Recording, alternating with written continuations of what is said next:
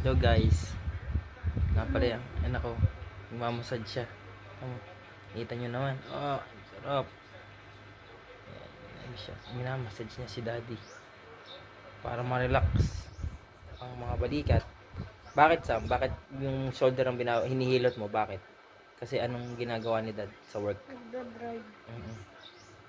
Sakit sa shoulder, no? Yeah. Guys, kaya pag gusto niya magpamassage, kontakan niyo lang si Samuel sa page. Like and share sa aming page. Marami kaming ginagawa doon. Naglalaro kami, post kami ng mga videos. Ay, sa ulo naman Sam, pakita mo. Ayan. Tingnan nyo guys. Alam niya yan. Ayan. Sarap. Mamassage siya